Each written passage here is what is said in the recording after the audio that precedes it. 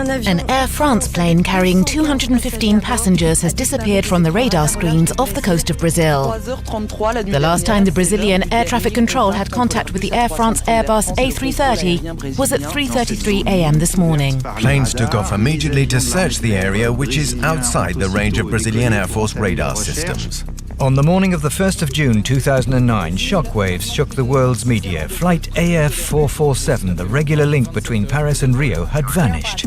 On board were 216 passengers and 12 crew, 32 different nationalities. The worst air disaster France had ever known. Planes and ships are being sent from France with support from Brazil, Spain and the United States. The last messages from the plane came from the middle of the Atlantic, an area of 17,000 square kilometers not covered by radar, where strong, unpredictable currents swirl over an ocean floor as steep as the Alps at a depth of 4,000 meters. It's difficult to imagine a worse place to start searching. On the 6th of June, the first pieces of debris from the Airbus were found on the surface. But there was no trace of the structure of the aircraft or the flight recorders. 2 search campaigns later, they still had not been found. The first reports were published on the 2nd of July and the 17th of December, but there was growing impatience with the investigation. Speculation was rife and outlandish theories were put forward. The latest suggests loss of pressure in the cabin. It is being suggested that the plane broke up in flight. What happened to Flight AF447? How could one of the most modern planes of its generation simply vanish into the sea with 228 people on board? The French Air Accident Investigation Agency, the BEA, had already been trying to understand what caused the crash for 6 months. It's their job to explain accidents so as to improve safety in the future. But it wasn't enough to analyze the debris, only the black boxes would provide the answers. On the 21st of August, when the recorders stopped transmitting, the BEA announced that a new search phase was being prepared.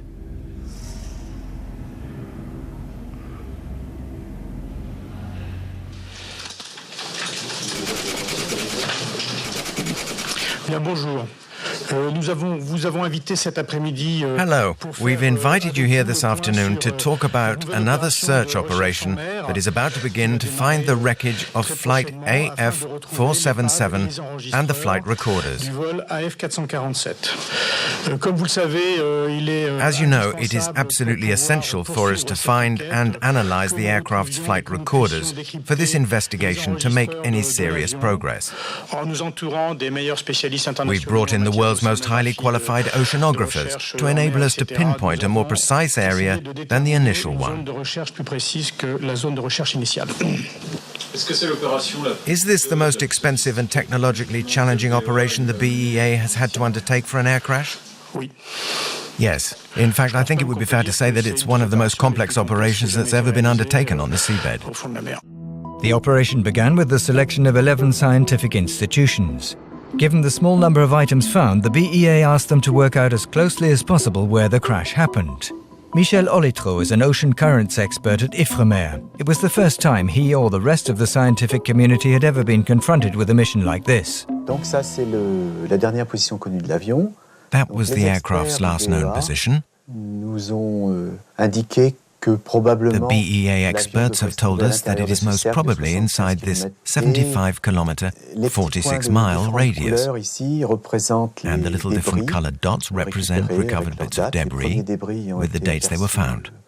The first ones were seen on the 5th of June, about 6 p.m. Between the 1st and the 5th or 6th of June, we have very little to go on. Right, okay. She says the final version's ready. Current maps are used to calculate where the debris might have drifted. Michel took us to see Julie. Real observation being impossible, her models can simulate currents at a given place and time. The trouble is they're not always very accurate. That area there that we're concerned with is very near the equator, and the ocean has particular dynamics at the equator. Our models can roughly reproduce the currents, but when it comes to reproducing very isolated trajectories of very small particles on an oceanic scale, our models have serious shortcomings. That's when we're least likely to correspond to actual observations. Another problem, the models don't account for all the drift factors that can affect sunken objects. They need to be corrected by live observation. One of the important currents, especially on the surface, is the wind. So if this wind field is insufficiently understood or incorrectly measured, then inevitably the same mistakes will be repeated in the circulation described in the model. A stroke of luck. When the plane disappeared, there were buoys from fishing vessels and scientific beacons like these floating in the area where it went down. Their trajectories could be used to correct the models. If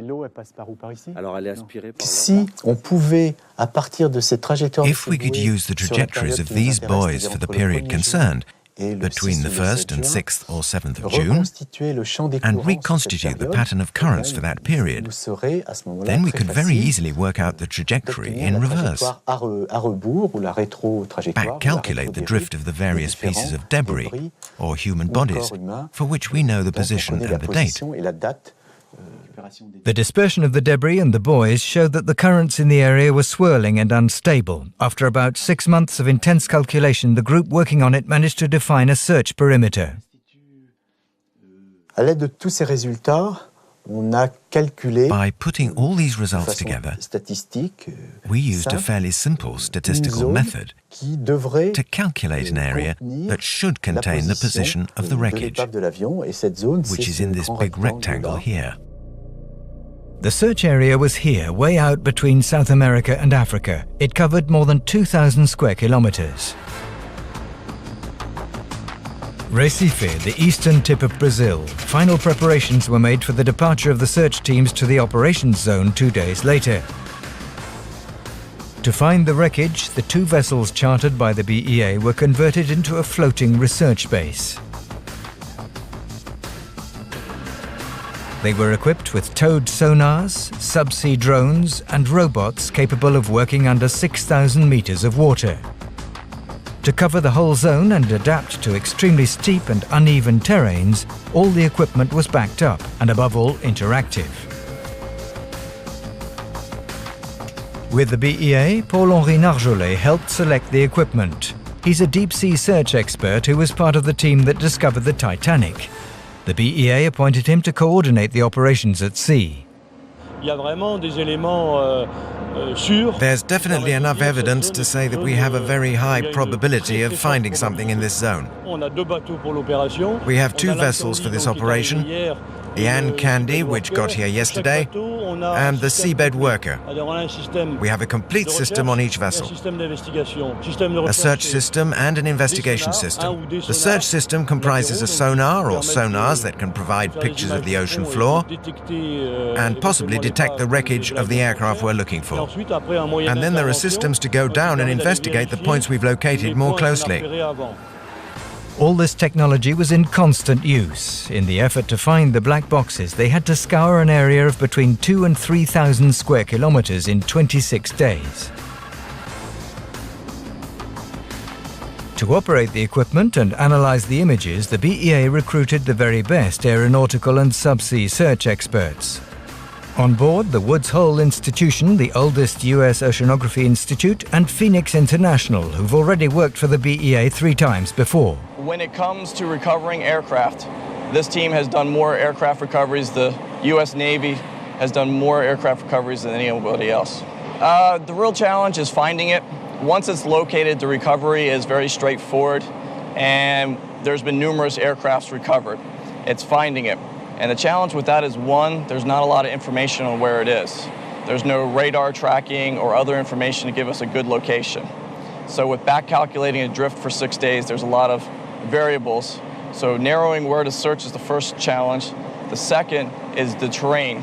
It's very rocky and rugged terrain, so there's always a chance of hitting the bottom or the terrain masking the wreckage itself. The challenge was to get these experts from such different backgrounds to work together. That was what Frédéric Valbro set out to do. The French one was covered 60% in that way, but not in that way. But as you know, there was very bad conditions, very bad weather. We realized that certain areas had not been covered at all, and that others had been searched in poor weather conditions. We got it down to a more or less extended zone, corresponding to this white area, this yellow one, and the red rectangle. And that's the information we're trying to get across to the team around the table.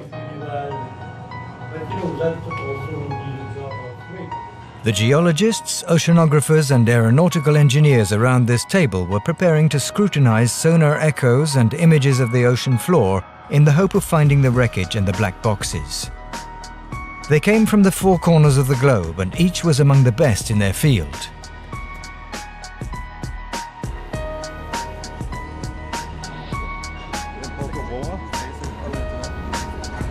Brazil lost 52 of its nationals in the disaster. The teams went on working till the very last day, under constant media pressure.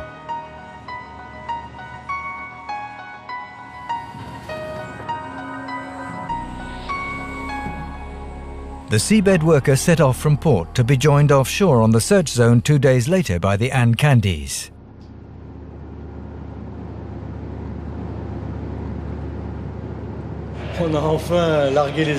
We've put to sea at last, and this is where the story really starts.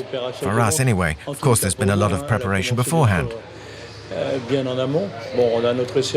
We've got our test to run. We stop and do a little test, make the necessary adjustments. Then we head for the search area, where we'll arrive in, well, a bit more than 48 hours. And then we can get on the job. We're ready at last. Not quite ready, though. The test Paul-Henri was talking about was vital. The subsea AUVs were the only things that could work on the really steep areas. Their navigation system had to be calibrated. If they couldn't be made to work together, the whole operation would be jeopardized.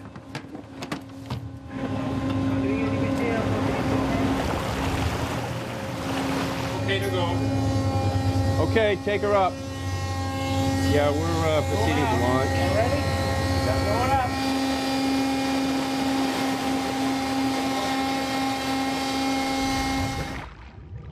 The AUVs used this line of buoys and transmitter beacons to guide them. 70 meters from the seabed, Remus AUVs scanned 1,200-meter wide strips of terrain. They followed the planned trajectory completely autonomously on either side of the line. Their sensors and their agility enabled them to negotiate the relief. At the end of each mission, the sonar images and photos of the ocean floor were brought up and uploaded for analysis. Yeah, so the vehicle got the second GPS fix and is now underway to the next GPS fix position. The position is the recent position is 2,500 meters southwest of the ship's position.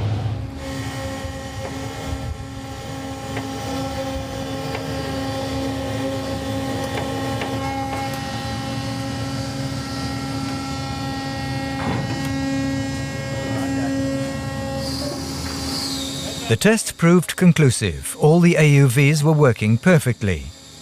The teams were given the battle plan covering the whole area, with the AUVs attributed to different places according to their speciality. We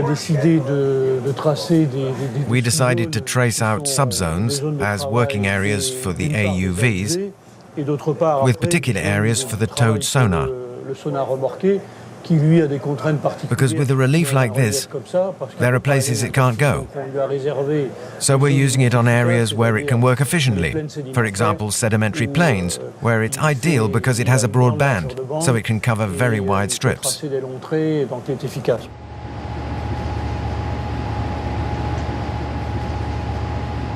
are 477 meters off the launching point.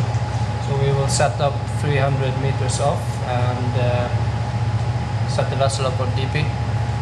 Then when they are ready, we will start the lead-in and they launch the buoy with the transponder. I'm not sure if you heard the last, but the deck is ready, the lab is ready.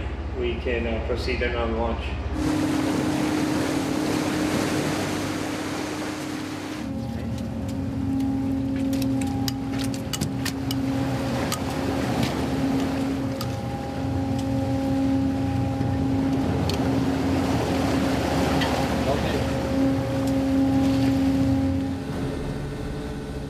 At 11 p.m. on the 1st of April, the hunt for the wreckage began.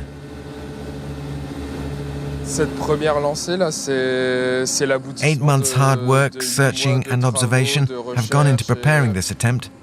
It's pretty fantastic. This is the start of the third search phase, right here and now. It's really impressive. Quite an experience.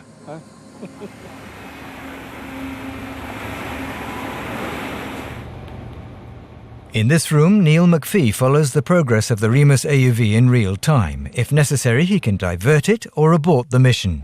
It's right about there. It's a little more than halfway out of the first leg. At the end of the mission, when we recover the vehicle, get it back on deck, we'll download the sonar data and the engineering data, and then it goes to Andy and Darcy over there, and they will look at the data. The next day, one of the Remus AUVs surfaced prematurely.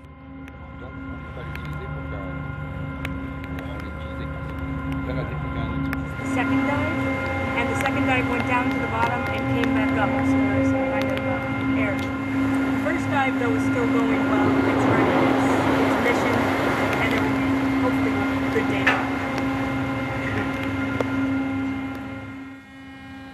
There wasn't time for us to see the transfer of those first pictures of the ocean floor. A BEA team was going across to the Ancandies, which arrived in the area during the night. By 7 in the morning, they were preparing to join the search.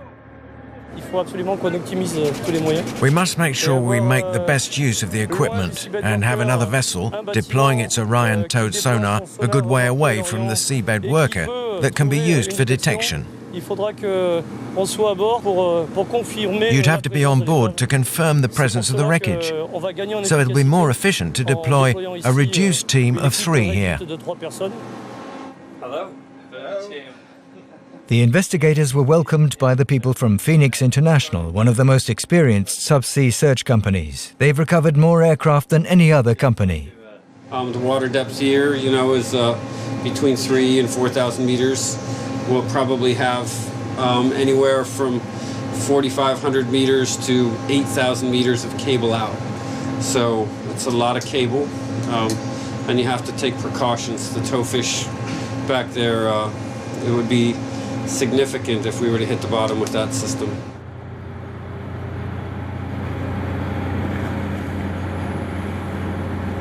At 40 meters per minute, the towed sonar went down to more than 3,500 meters. The Orion stays further from the seabed than the Remus, but it has a 2,400 meter bandwidth.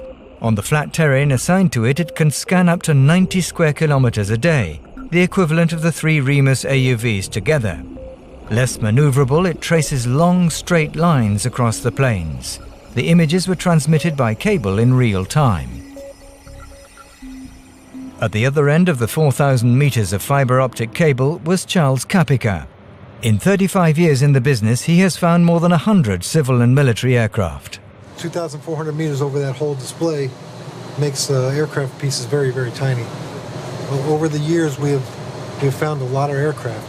We're familiar with different patterns that the wreckage take when they land on the bottom, and it's different from natural geology of the bottom.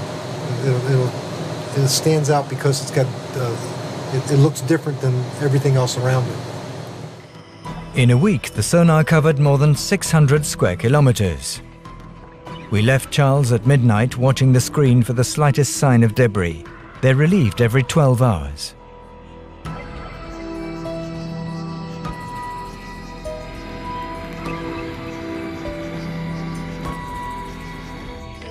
As soon as we got back to the seabed worker, the crew were informed there was an anomaly in the sonar echoes from the Ancandies that just might be the first hint of a field of wreckage. It sounded serious. No stone could be left unturned. Jean-Philippe, this is Fred. The plan is we're going to leave our position and go to this place where there's an anomaly.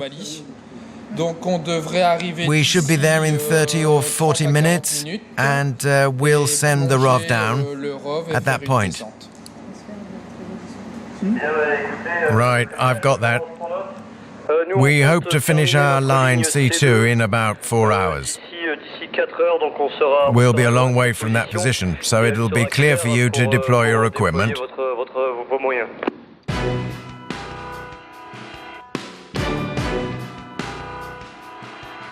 All the procedures were in place in less than half an hour. It was all hands on deck on the seabed worker in a hectic race to get into position.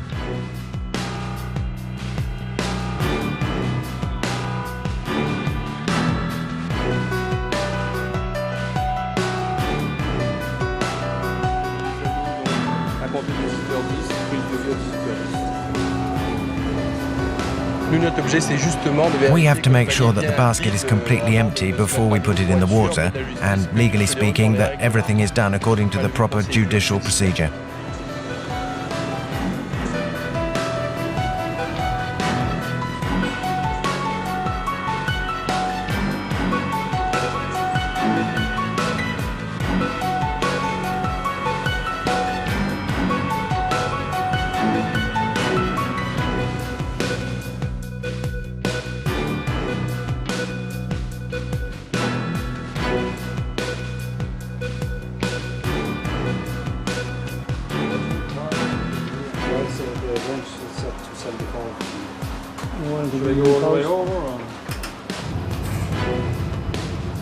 Things were getting quite tense in the room reserved for the aeronautical experts. When the field of debris came into view, they were going to have to guide the robot to the black boxes. The first stage is checking that we have the wreckage. The second stage is putting together the mosaic of photos with the Remus AUVs. And then once we've seen the mosaic and the way the debris is lying, we'll be able to really go down with the ROV and start trying to find what we're looking for, especially the flight recorders.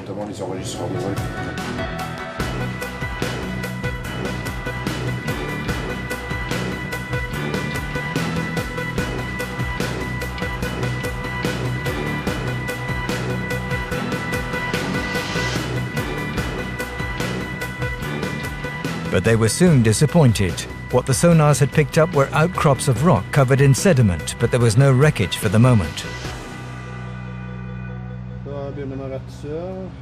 Well, it's always good to clear up a doubt. And it's good to know we're capable of moving in fast and going down. Meanwhile, the other vessel is still working, so we're not wasting any investigating time. Well, it's just rocks, and there was a strong probability that it was what it would be, but it was important to take a look, and I think it was a useful test. Nothing to be discouraged about. There was still about 20 days left for the expedition to search. On deck, there was a constant shuttle of Remus AUVs being finally adjusted to face 45-degree slopes. Every day, they ate up as much as 100 square kilometers of ocean floor.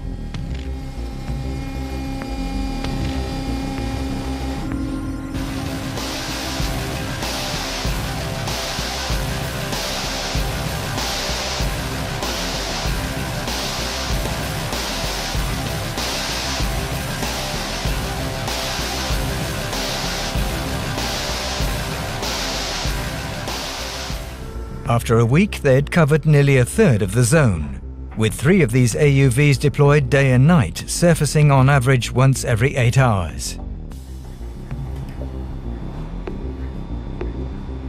The WID-A vehicle should be up for download.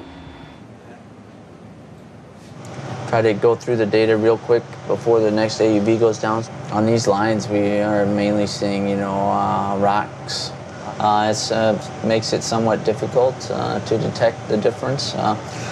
Metal, we usually find metal does reflect a little bit stronger signal than rocks, where the metal is kind of sharp and jagged, and it will look just more man-made and not natural shapes that you would find in a... After analysing 65 square kilometres of ocean floor, Andy handed over to Dorsey.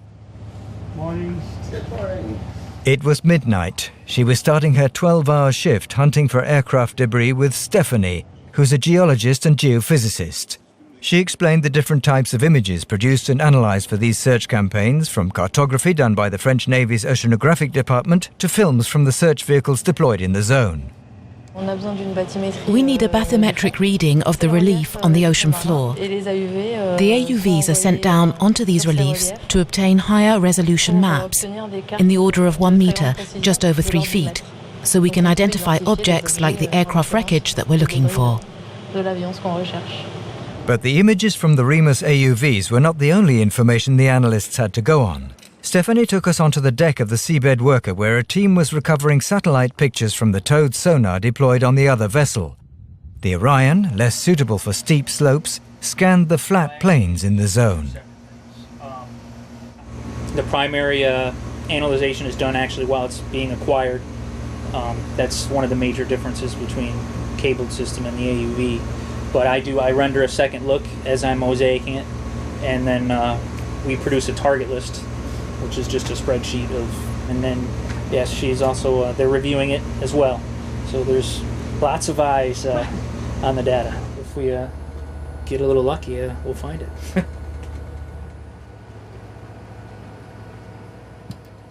Working flat out, they were a week ahead of schedule.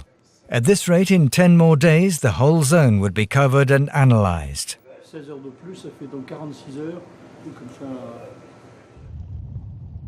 On both vessels, the BEA teams assessed their results every night and coordinated the search.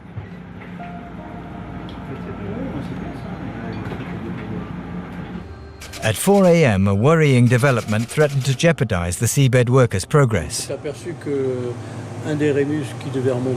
of the Remus AUVs didn't surface at the scheduled time. We're going to search for 7 or 8 hours to see if we can locate it. Then we'll come back to where we started and try and hook up with it here, in case by any chance it might be hidden on the other side of a mountain down on the seabed. We'll stop in different places on our way round to see if we can call it up, but every time we've tried so far, there's been no response.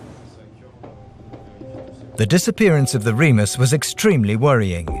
There are only 6 machines of this type in the world, and each one is worth $3.2 million. Whether the seabed worker decided to start a search or to abandon the AUV, either way the expedition was liable to lose precious time. On the Ancandes, the Orion was also damaged. Side currents and the pressure of 4 tons per square centimetre on the cable almost cut it in half. The sonar was playing up too, but against all the odds, the engineers on board managed to repair it in a few hours and get it back in the water.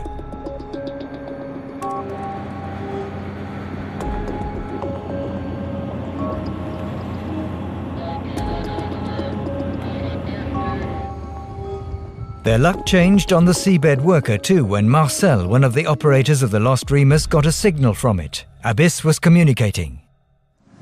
It sent an SMS via Iridium, but we can convert the information. And if it is possible, we convert the information, we know where the AUV is. We are sure it's on the surface.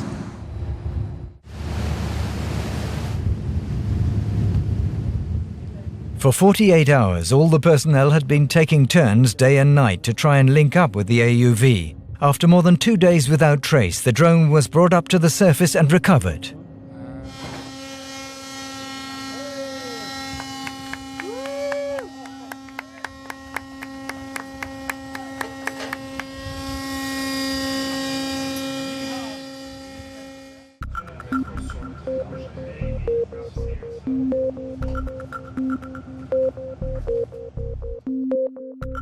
Now they were 3 again, the Remus AUVs made fast progress. These vessels were like factories, they never stopped.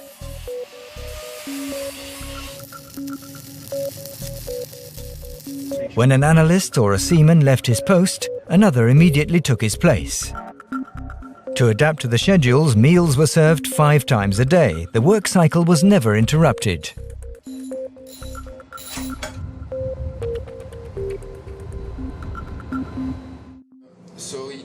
By the 20th of April, there was still no trace of the aircraft. Maybe we may add one A0 line just at the edge of the box, and maybe add one line here just to complete the overlap between Remus and Louis. You know what we are trying to do, to have a list with where we remove all the targets. As more and more of the designated area was searched, the team's optimism waned, but not Paul Henry's. If the plane was in the red rectangle, they must be getting warmer. What we're going to do in the next few days is to head west, and here we're going to cover a particularly interesting zone. Why this area? Because as well as all the back-calculated drift data, it's an area that was never covered by the planes at the outset of search and rescue, immediately after the crash. And it was not monitored acoustically at the time we were trying to detect the pingers either.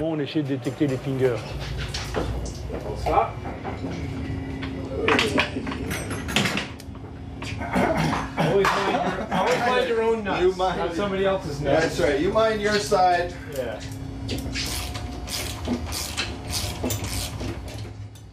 As the final square miles of ocean floor were explored, the analysts began to wonder, what if there was something they hadn't thought of?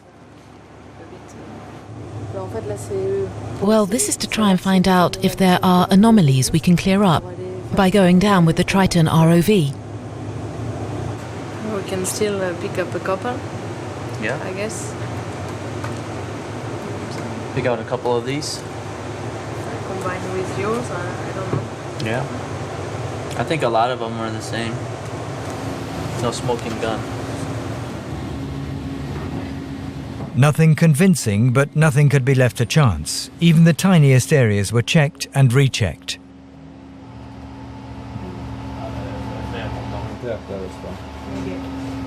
Beautiful! Yeah, that's a big crack. It's a big crack. Ska jag ta ett bild eller?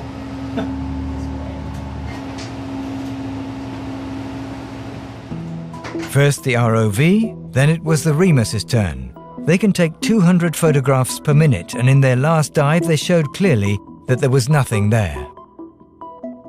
Right now it appears just to be some sand. We went over a few rocky areas earlier.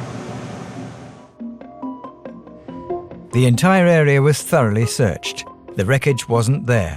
6 days before the end of the expedition, a decision had to be made, and only the BEA could make it.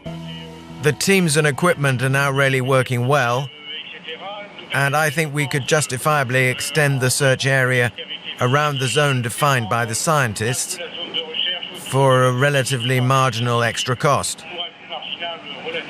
with a view to covering the whole 40 nautical mile circle. I'd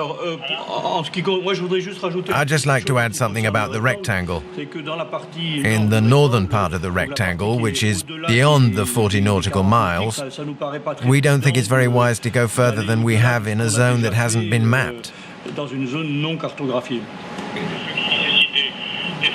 If it requires additional work that previously wasn't considered necessary, and there's an area to the southwest where the currents could have brought you, well, from which the drift could have been calculated back, and which hasn't yet been searched at all.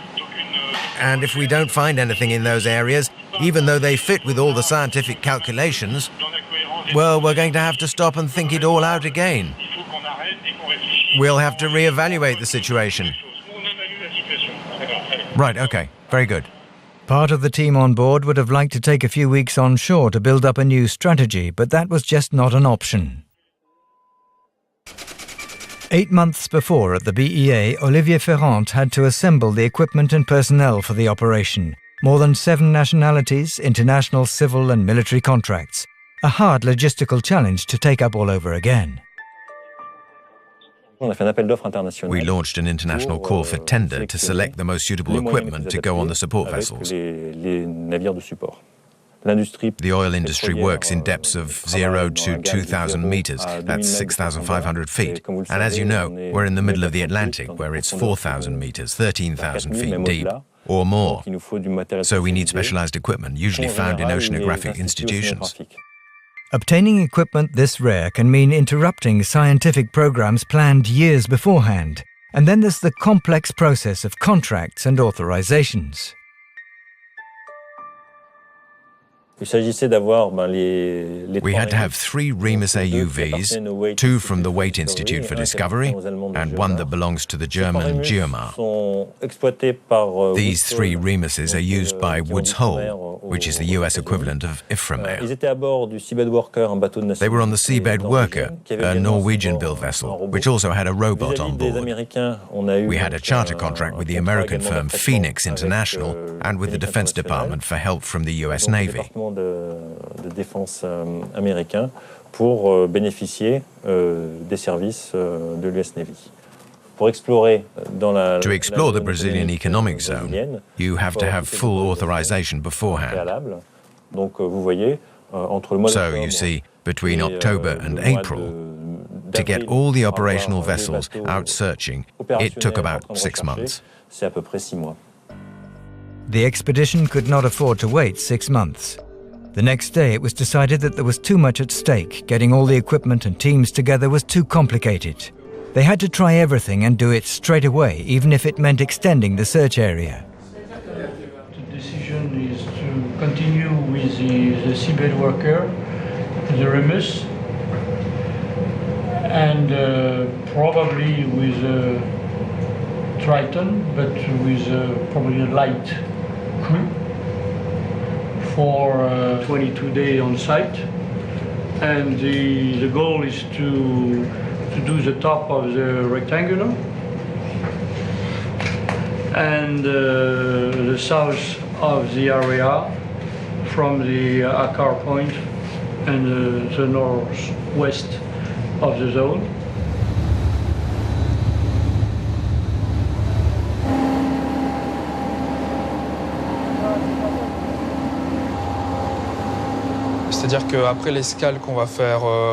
After putting in at Recife for the next few days, the Seabed Worker will come back to the area to explore the new zones that weren't initially covered. To save time, we decided to transfer a container.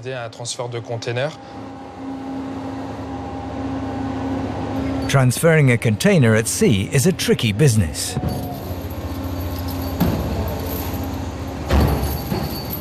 But every day cost the expedition about €120,000. The seamen and operators were well aware that time not wasted in port could be spent continuing the search. In pouring rain, a race against time began. It was to go on for a month. The result of the operation is still provisional.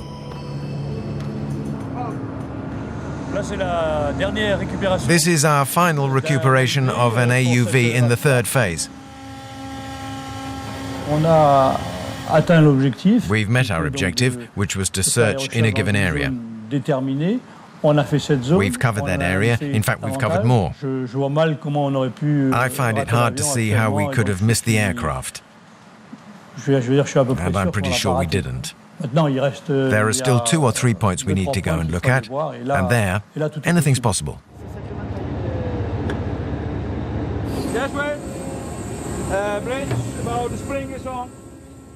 Standing by on arrival in port, the BEA and Airbus relief teams embark straight away. For those continuing after a month at sea, the respite is short, just the time for the handover.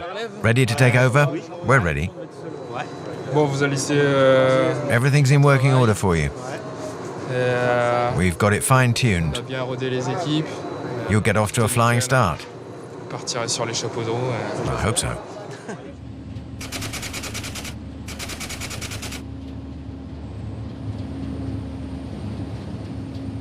For this new phase, the Seabed Worker was on its own. The Ancandi's towed sonar was no use here, where the seabed is the steepest in the zone.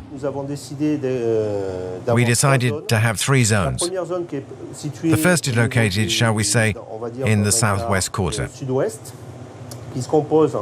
It comprises this part here, which wasn't explored during the 1st and 2nd phases, nor during the searches at sea just after the accident.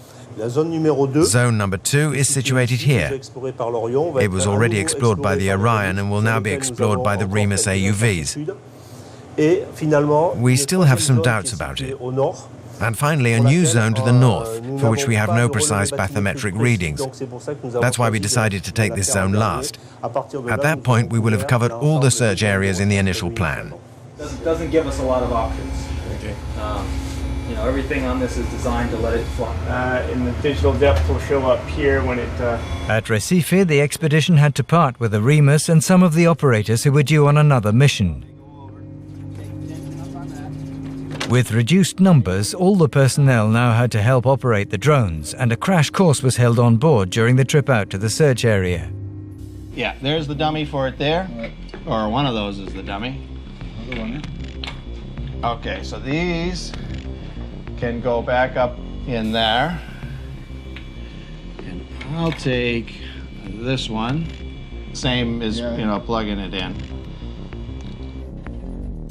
Once there, French Navy liaison officers, aeronautical engineers, gendarmes and technical investigators all lent a hand. The search was in full swing again.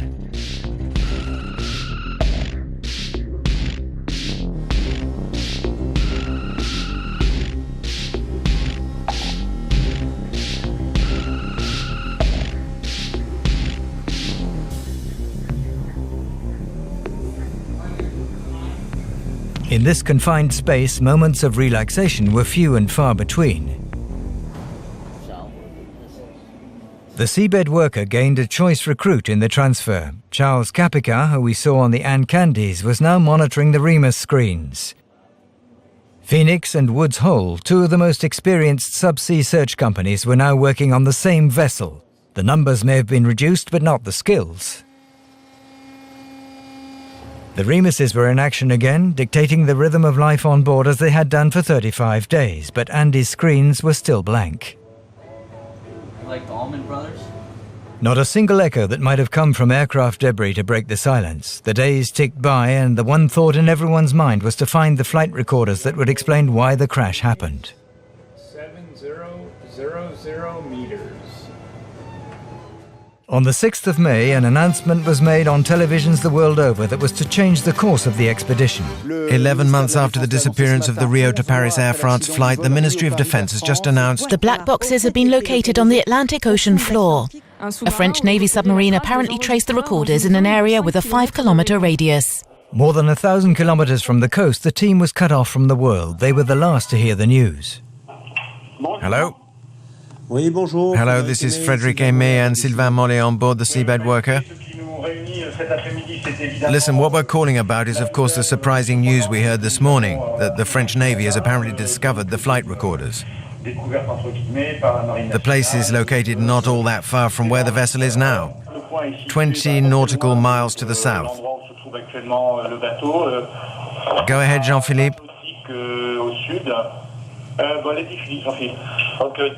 It's 2 degrees 42.2 north and 1 degree 15.5 west. The vessel sped at 14 knots towards the buoys. The news took everyone by surprise, and an emergency meeting was held on the seabed worker. Jean-Christophe Caillens, the French Navy liaison officer, explained what he'd just been told by his chief of staff. In 2009, the French submarine enrolled come with a specialist coming from a sonar company, French one, the name is Thales. They tried to listen the pinger during 1 month and a half, and after a lot of updates on software, they decide to record everything on the area. In May, last week exactly, Thales company contacted the French Navy to get the record and to try the new software. And they do that last week. Last week they do a first trial and they heard something, so they call back the Navy. They say, we heard something on this area, and this information was given to the press. That's correct. So. In just a few moments, the monotony of operations repeated 100 times over gave way to a new surge of excitement. There is two spots with 9 kilometers, 8 or 9 kilometers between the two spots. I'm sorry, 9 kilometers between the two? Between the two, so it's it's quite surprising because in fact the pinger and the recorder are supposed to be there.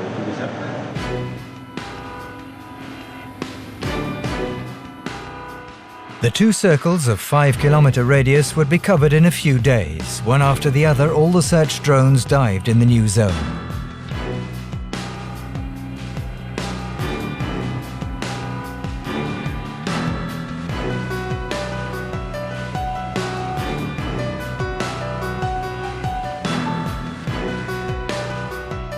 In this limited perimeter, each dive could be the decisive one. Every time sonar images or photos were brought up, the tension mounted a bit more. The whole team had their eyes peeled for a bit of metal or an engine, for any trace of flight AF447.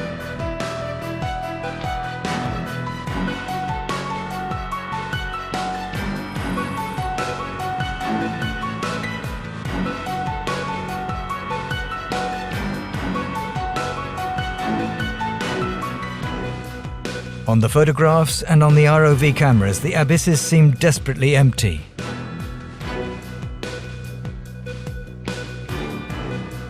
Gradually, they began to wonder if they'd missed something. With the equipment they were using, it seemed virtually impossible.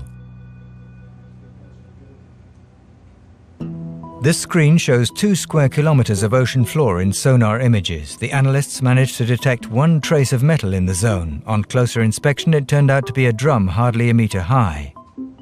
How could they have not seen the pieces of a plane measuring 60 meters by 50, not even one single part of it? The answer came like a bolt out of the blue.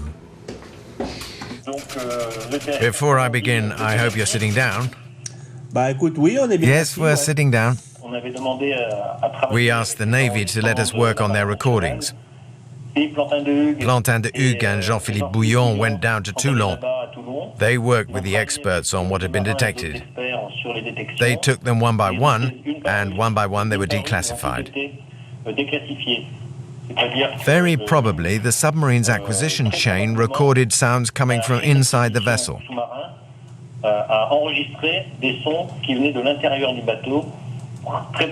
Quite likely an operator tuning in to pinger recordings. And although it was weak, the signal was detected by the submarine. It was a pinger, all right, but from inside, not outside the submarine. That's what we were afraid of, and it looks as though that's what happened. The crew quickly stowed away the drones and buoys. Back to square one. Following a mistaken lead, the operation had wasted 6 days exploring an area that was not part of the initial plan. To make up the lost time, the teams redoubled their efforts. Initially planning to cover a 2,000 square kilometer rectangle, they ended up searching 6,000 square kilometers. A quarter of the 40 nautical mile circle had been scrupulously searched and analyzed, an achievement in itself. But now it was time to go home. The teams were understandably dissatisfied. Not a single trace had been found of flight AF447. The outcome of the last 2 months of this mission, we have successfully covered or mapped over 6,000 square kilometers of the seafloor. Unfortunately, we didn't find any plane wreckage or any parts of it. I'd like to go home. Yeah. See my wife. Relax. See my dogs. We are all disappointed. That has been a big part of the mission that everyone has been excited about to find it. They've all been involved in the operation, both maritime, ROV, BEA, Woods Hole.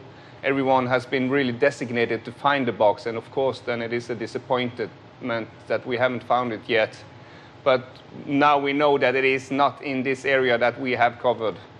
And that is a good thing, because then you can narrow down the search area in the future if it's going to be any further searches. When they got to Cabo Verde, the mystery was still intact. What happened to flight AF447? That was the main question, but there were other questions too. Why did this expedition that took a year to prepare and cost 11.4 million euros end in failure? And did it mean the end of the investigation into the disappearance of the AF447? To find the answers, we went back to the BEA. 6 months after the expedition, the agency had drawn up its conclusions, as we hear from the director. Why didn't we find the recorders? Two possible reasons. Either we weren't using the right equipment or we didn't look in the right place. That's why we drafted a report on the operation this summer, which concluded that the equipment and methods we used were most probably the right ones, but that we most likely weren't looking in the right place. No doubt, because we're not yet capable of making sufficiently precise scientific calculations to accurately measure the drift factor in that area of the Atlantic.